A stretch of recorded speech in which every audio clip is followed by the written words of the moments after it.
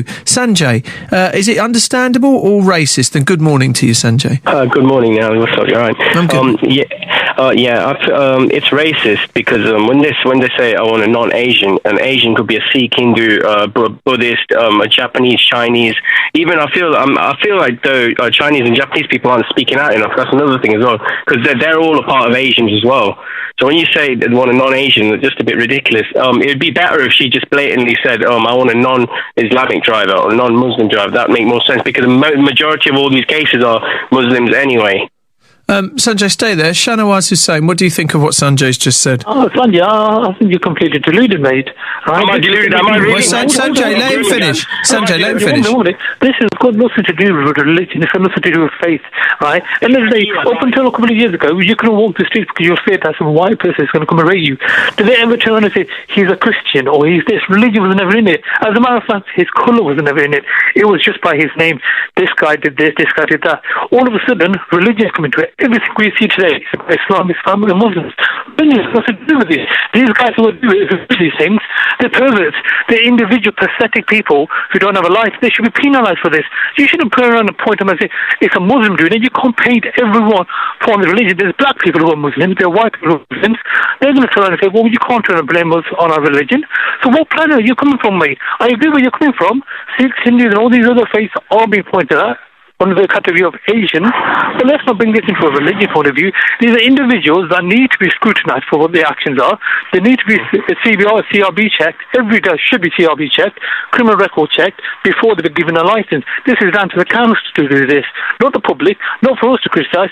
If this is going on, the council needs to do their job, the police needs to do their job, and find out these are people who are working the public, and they need to be checked out. Let's not bring this into religion. Okay, all right. Let's bring Sanjay back in. Go on, Sanjay. Yeah, can I answer that? Yeah, what it is the problem is 90% of grooming gangs are Muslim, and the problem here is, when you bring white people here, I like how Muslims keep bringing white people in on this.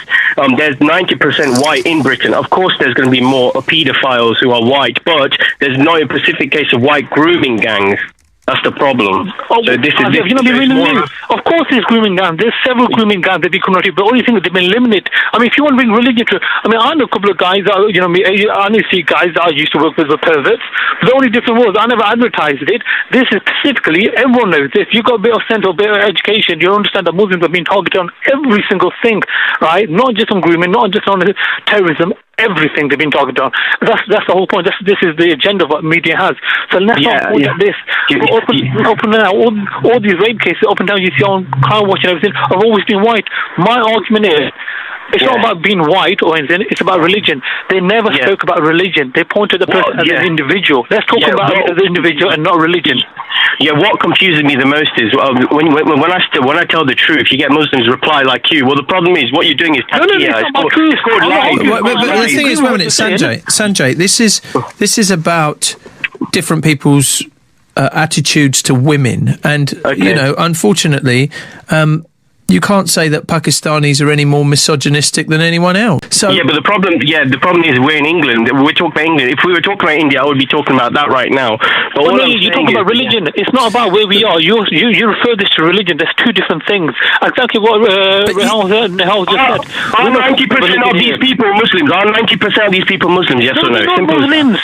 Well, wait a minute. They occurred in areas. There occurred in areas where there are particularly large groups of people of Pakistani heritage. So, of course, that would be the case in those particular areas. Now, Sanjay, there are lots of people involved in people trafficking, girls from Eastern Europe being trafficked into this country to work in brothels and to be, prostitutes on the street, etc., etc. Okay, now that is run by Eastern European criminal gangs doing some of that, right? Yes. Does that mean then that you wouldn't employ an Eastern European builder because of what Eastern Europeans are doing in that respect? A small amount of them, because we're talking about a huge Pakistani Muslim community in the UK, and you're talking about a tiny percentage of them that would be involved in this particular heinous crime. Does that mean then that the entire group should be tarred with the same brush?